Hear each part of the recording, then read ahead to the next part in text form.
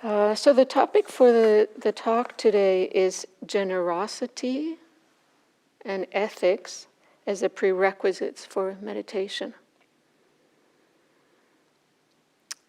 And I found very interesting that in reading one of the discourses of the Buddha, in the one about the gradual training, that he talks about these two qualities as two qualities we want to begin with in our practice.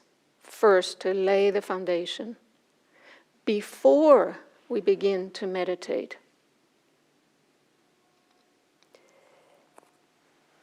So we can say that these two qualities are the most basic ways to prepare ourselves.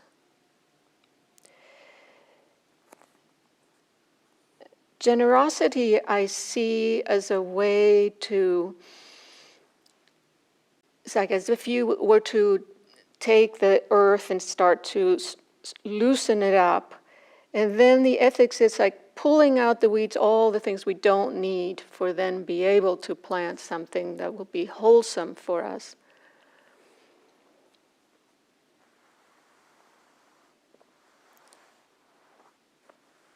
So the Buddha made sure that his followers had really had these two qualities well established before he taught them to meditate. But here in the West, we rush to begin with meditation. And many people have great difficulties with it because we haven't done the preparatory work. And nowhere did I see it more clearly than some years ago when I was working with sexual offenders that had just come out of prison. And I was to teach them meditation. And it was really an eye-opening experience for me to see how tremendously difficult it was for them. It was painful for them and for me to see what it took for them to sit quietly and have to face themselves. I remember particularly one man who would just sit, and after just a minute he would just start sweating. He could only sit for a couple of minutes. It was just too difficult. Now, of course, this is an extreme situation, but I think that for us too, sometimes we have a hard time settling in because we notice perhaps we were not kind with somebody, or in some ways we didn't follow what we know is an ethical way of living.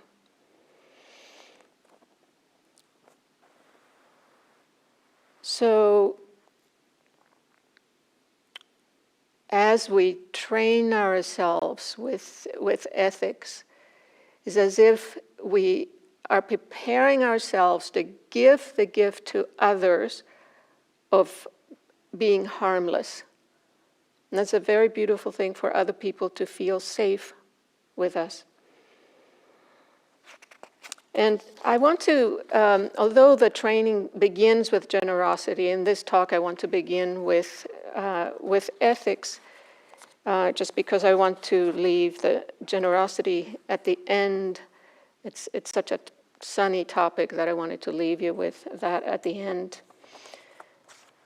So one thing that I have noticed here in the West is that with the popularization of mindfulness, often we have lost sight of the connection of mindfulness with the rest of the Dharma, and specifically of ethics. And this is a real problem and a real loss, because then what the meditation and mindfulness ends up being is just like a way to relax ourselves. It's kind of like what I like to call the spa effect. And yeah, I mean, it's nice and it's very positive to have this relaxing effect of the meditation. But if we don't use it as a means to really learn how to more and more free ourselves from suffering, then the effect of the relaxation is just going to last only as long as, like a massage. It's just, a little bit afterwards we fall into something that's unskillful and we tense our whole self again.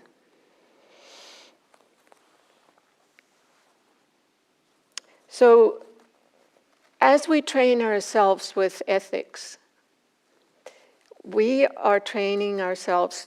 It's very important to make ourselves aware from where it begins, which is in our minds, which is with our thoughts. That's very important. A lot of times these thoughts is where this unwholesomeness begins, and we notice that when they are already very well established. But if we catch them at the beginning, we have much more of a chance that we'll be able to pull them out, stop them, change. So we want to train ourselves to watch our thoughts, and then of course our speaking and our actions.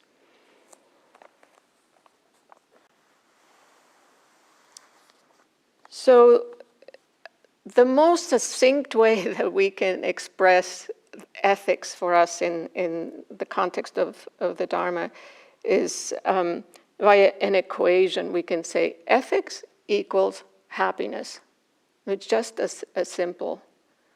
To look at it that we're not required to be ethical, but that if we want to live a life that is happy, that we're carefree, that we need to work on our ethics. And so this is looked, following these general guidelines of an ethical life, is seen as a logical and natural way to have a happy life, and they're just as natural as the laws of gravity. Just like everything in our planet is subject to the law of gravity, the same is true for us. When our thoughts and words and actions arise from a skillful place, then we will be happy. And when they arise from greed, hatred, and ignorance, they will lead us to suffering. So the guiding principles that we have in the Dharma, and that maybe some of you already know, are the precepts. This is just kind of like the most rudimentary way of presenting us some guides of how to live our lives. But what we want to keep in mind is just because they are rudimentary, it doesn't mean that we are beyond it. Sometimes we feel, oh, I know the precepts, I've memorized them, I'm beyond them. But I think we all have to stop and rethink, how is it that each one of these precepts encompasses a whole range from something very obvious and terrible to something quite subtle that we can actually fall into easily. And so we can look, for example, with the first one, refrain from taking life. I think when we hear this, we all say, "Oh yeah, of course, I don't take anybody's life." But how do we deal when we have a problem of ants in our house? That's something that happens to all of us, or mice. Or how do we deal with a situation of a pet that is already very old? Do we consider euthanasia for the pet? So there are these other issues that we really need to consider. And the wonderful thing about the way we work with the precepts is that they invite us. They're an invitation for us to stop and be discerning, to really look carefully. The unique situation. What are the components of the situation, and what is the wisest thing given the situation. And so the second one, refrain from taking what has not been given. There's of course the obvious, stealing something, but then there's something that is very common that people do, that they are in the office and there's a lot of paper and you just take some paper home or some folders, or often we don't think in those terms. Or sometimes with taxes, people are always kind of looking at ways of go around it and perhaps not pay what it is fair. Or one that the first time I heard it, I thought, I would have never thought about this as taking something that is not given, and that is arriving late. But it actually is one of those subtle ways that we're actually taking the time of somebody else that maybe is waiting for us, that was not given to us. So you see how it gets really interesting if we take the time to really look at this. And the more we practice, the more we become more sensitive to pick out these things that make you want to be more precise, more careful, more subtle in your decisions. The third one, refrain from causing harm with our sexuality. First of all, I think this is a wonderful way of putting it. The first time I heard it, I thought, wow, what a simple and wise way of talking about sexuality. Don't harm with your energy, with your sexual energy. And so here, of course, we know that one obvious and egregious one would be to impose ourselves sexually to somebody else. But, on the other extreme could be something like flirting. We might think that is very innocent, but sometimes it actually can cause harm. Another one would be the consuming of pornography. How does it make you feel to consume pornography? And then the fourth one, refraining from speaking falsehoods. There's, of course, the obvious, lying on purpose.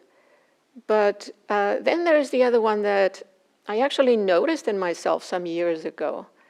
And that is that often when we're telling a story to friends, we tend to exaggerate just a little bit. Have you noticed? Just to make it a little more interesting. And that's a good one to just kind of catch ourselves and say, no, I don't have to do this. Just really notice that.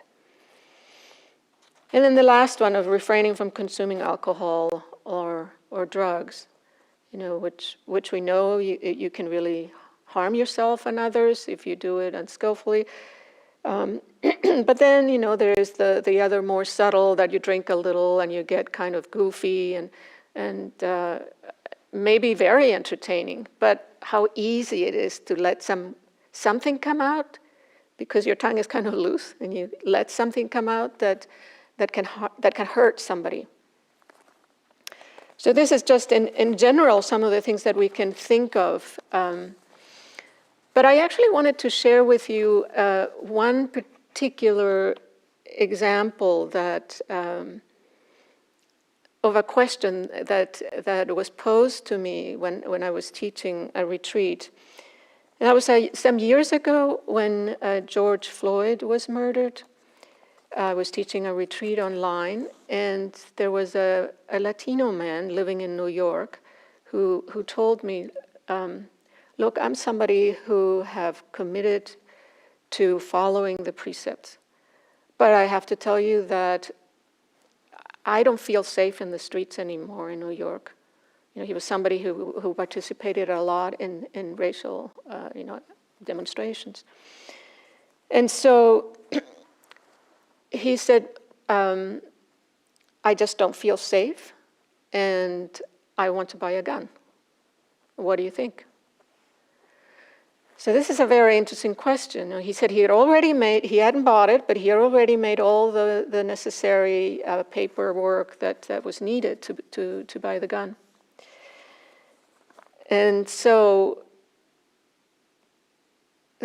what I find interesting that when one is in the teaching position is that You cannot take the decision for somebody else. Everybody has to carry their own responsibility of their decisions. And so what I did was to say, well, why don't we just think together? I'm going to ask you some questions, because the way I can help you is to help you consider carefully. And so some of the questions that I ask is, what is your motivation for having a gun? And what attitude is behind that motivation? And then try to really imagine, how would you feel if you possessed a gun, if you had a gun at home or carried one with you? Also try to imagine, how would you feel if you actually had to use the gun? And how would it be to live with yourself the rest of your life if you had to use the gun and you harmed somebody? Or how would you feel if you were attacked and you didn't have the gun? And I also ask, can you think of another option where you don't cause harm and you do manage to protect yourself? Because one of the things that I've noticed, when you really stop to think about it, clarity happens, and somehow a creativity also arises. And you think of options that you hadn't even thought about it. So you reframe it. So maybe the question is not going to be, should I buy a gun? But maybe the question is going to be, how could I protect myself in a way that is not non-harming? That's quite different, isn't it? And so these questions, we can pose ourselves these questions and then come up with a more refined way of asking ourselves.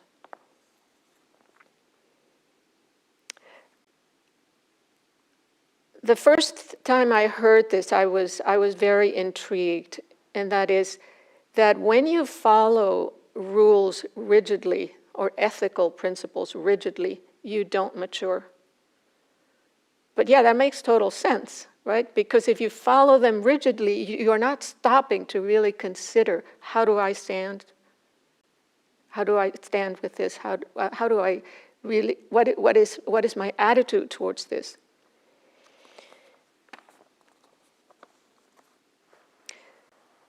Because sometimes we're going to find in situations where breaking the precepts is the right thing to do. But when that situation happens, then there are two things we have to keep in mind.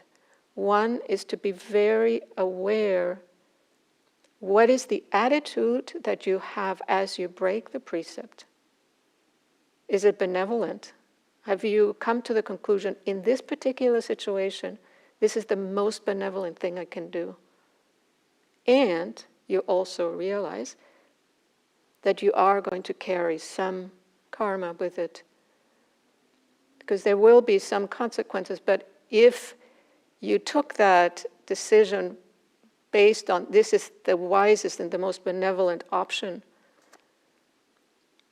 then consequences won't be that bad for you.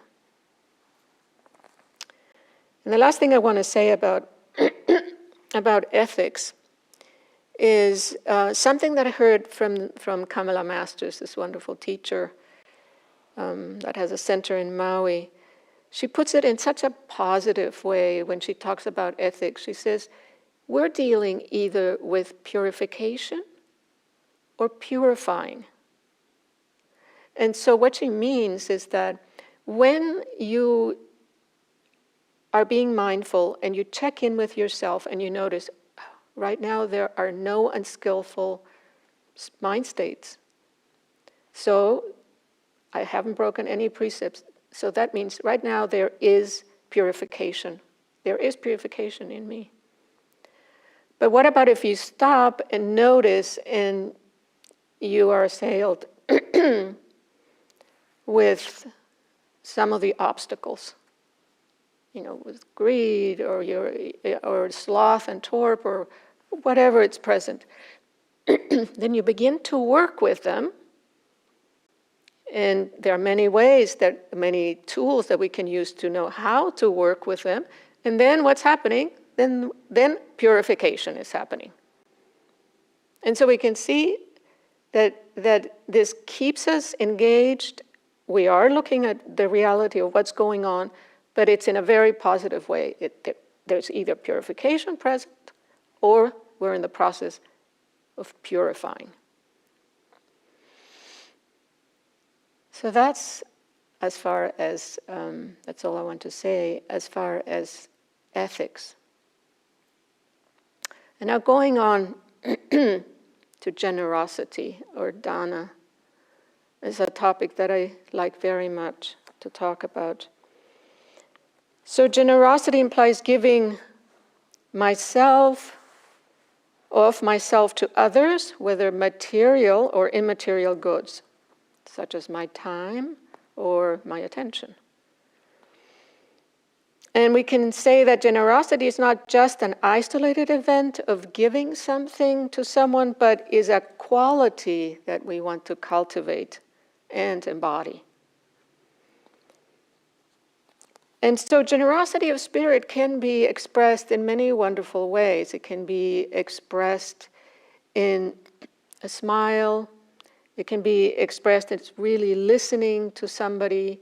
It can be expressed in just saying thank you to somebody. Or it can also be expressed as not judging ourselves mercilessly when we notice that we've done something wrong.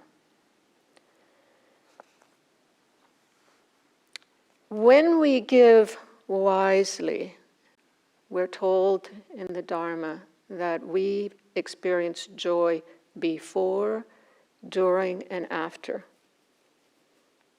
And if you've paid attention when you've given in a wise way, it is so much the case. Practicing generosity is a wonderful way of having access to joy at any time. And in Asian countries, generosity is something that is practiced and taught to little children. Children, while still in arms, are taught how to offer, even if it's just a handful of rice, to the monks who come and ask for food. Also found interesting that in Burma, when it's your birthday, you don't give birthday. You don't receive presents, but you give presents, which is such a wonderful thing. And I actually just had the experience a couple of years ago of a dear friend of mine who turned 90, and she asked us all, don't bring presents. And what she did was to give each one of us in her party a book of her best poems that she had written in the last 30 years.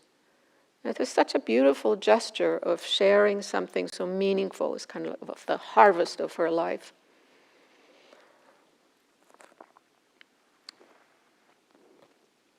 And so we all practice generosity in different ways. For some of us it comes more natural, and for others not so natural. But what is really wonderful in the way that the Buddha taught is that he was such a fantastic teacher, and he always knew who he had in front of him and how he was going to teach them.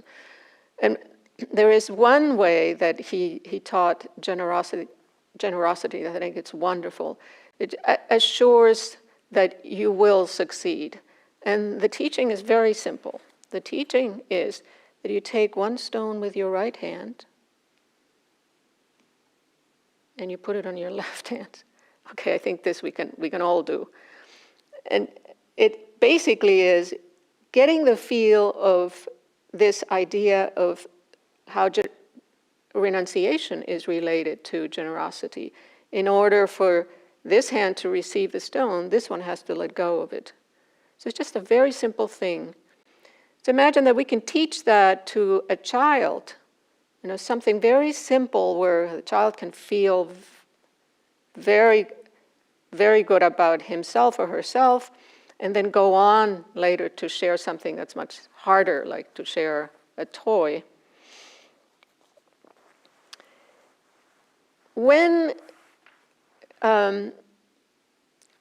we feel the impetus to be generous, we're told in the Dharma, follow that impetus.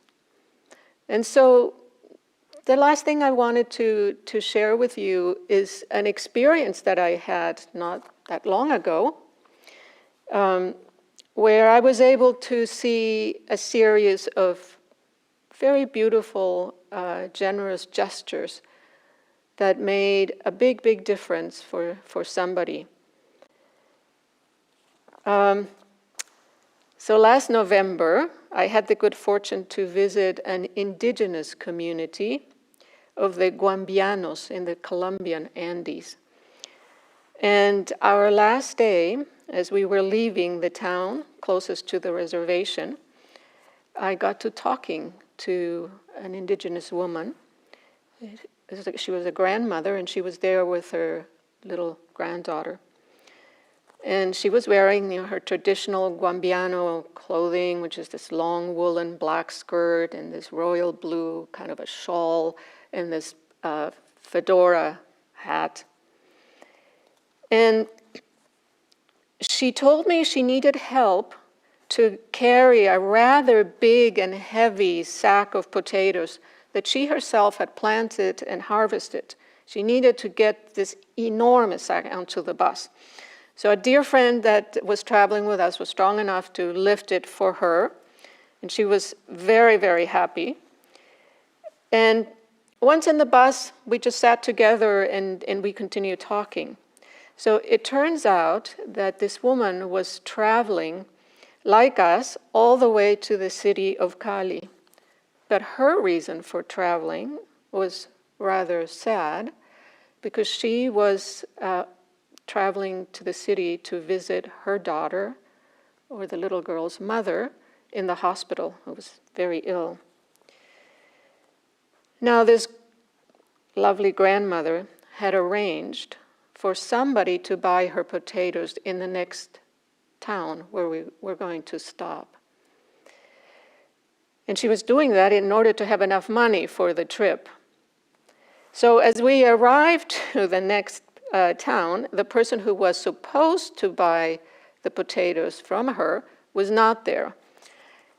And she explained to the bus driver that what happened, and asked him, would you please wait for me to see if I can get somebody else to buy the potatoes?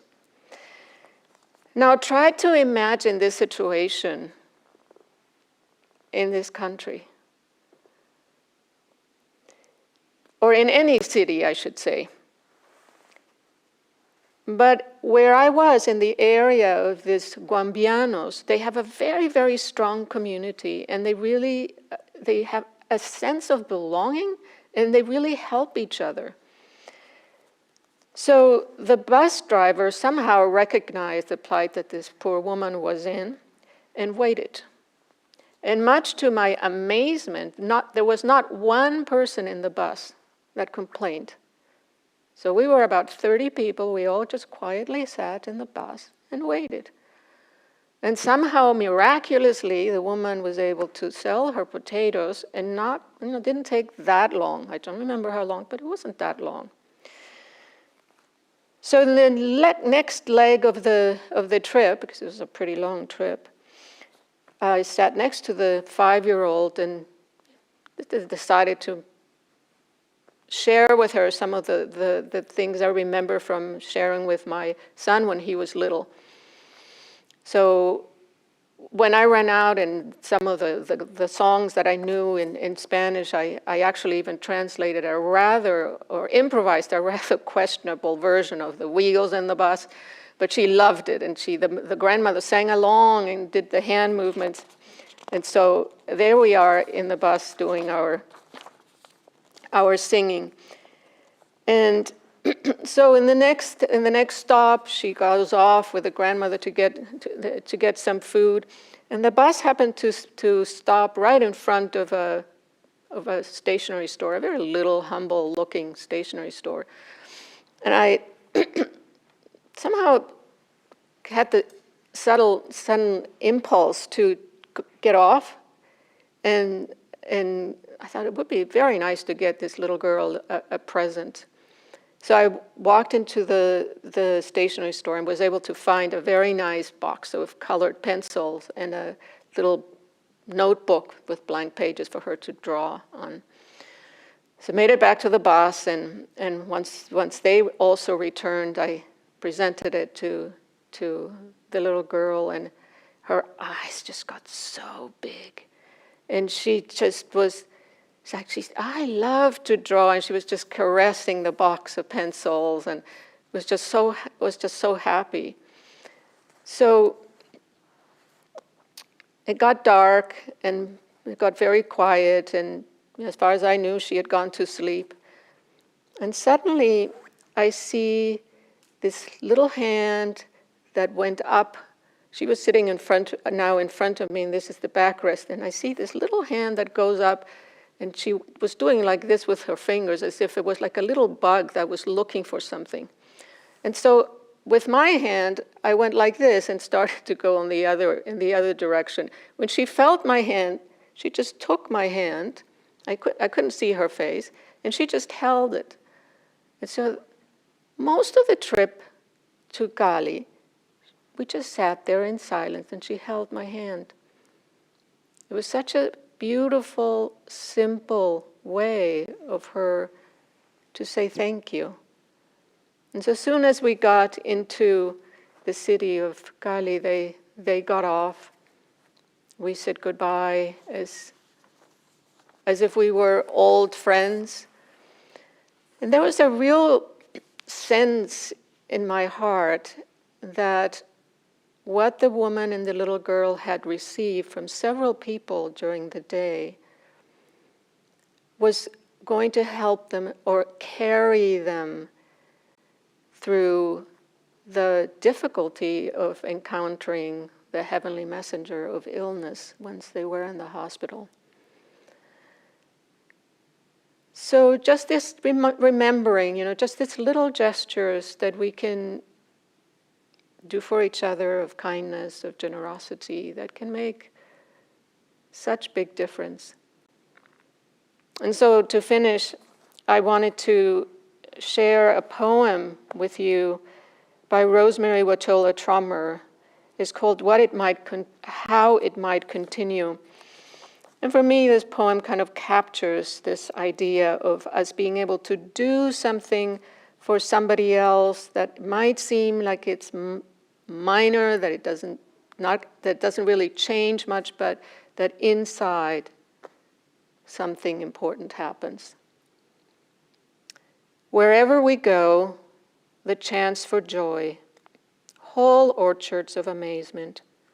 One more reason to always travel with our pockets full of exclamation marks, so we might scatter them for others like apple seeds. Some will dry out, some will blow away, but some will take root and grow exuberant groves filled with long, thin fruits that resemble one hand clapping, so much enthusiasm as they flutter back and forth, that although nothing's heard and though nothing's really changed, people everywhere, for years to come, will swear that the world is ripe with applause, will fill their own pockets with new seeds to scatter.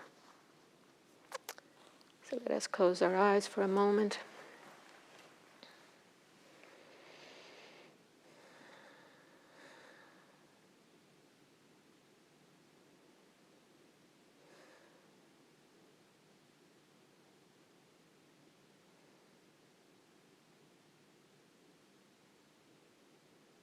And just allowing the words that you've heard on generosity and ethics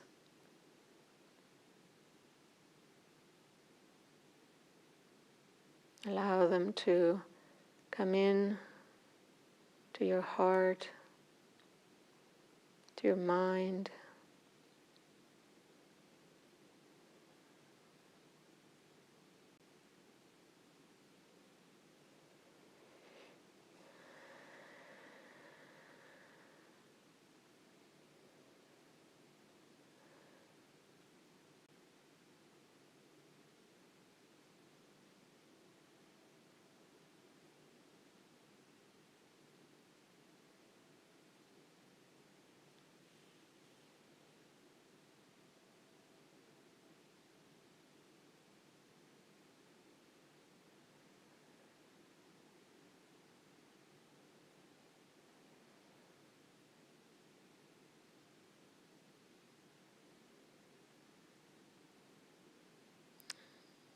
And may the words that you've heard today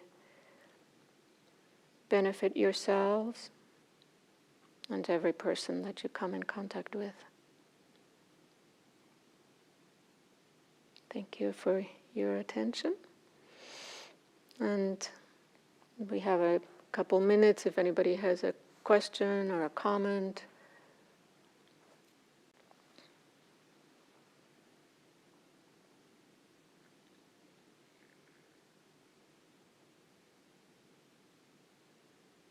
Good. We feel complete. So I thank you all. Be well, and a good evening to all.